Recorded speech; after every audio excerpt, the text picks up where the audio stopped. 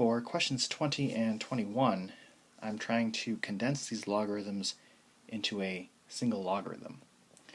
So I need to use my rules, and the first thing I'm going to do is use my power rule in reverse. So I'm going to bring up those coefficients as exponents. So this will be ln of x to the 7th minus ln of y to the 3. And you'll notice that I'm leaving that negative sign in between them. I'm not bringing up the 3 as a negative. I'm bringing up the 3 as a positive, and I'm leaving that negative sign in between them. So that negative sign now tells me that I need to use the quotient rule. So if I combine those, it's going to be ln of x to the 7th over y to the 3. And that'll be my final answer. Now I do want to show an alternate way. So let's say that you had brought up the negative sign with the 3.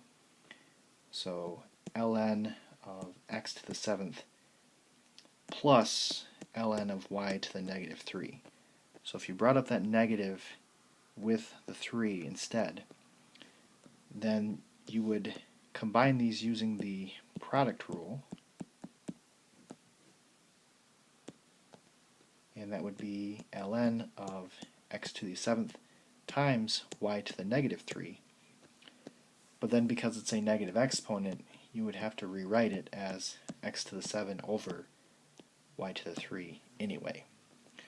So either way, as long as you can get ln of x to the 7 over y to the 3, then you're good.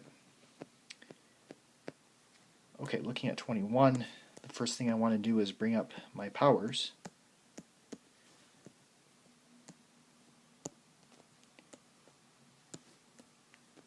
So that's going to be ln of x to the 4th plus ln of y to the 7th minus ln of z to the 3.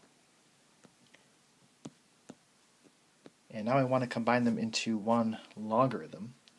So this plus tells me to use the product rule, and this minus tells me to use the quotient rule. So my final answer is going to be ln of x to the 4th, y to the 7th over z to the 3.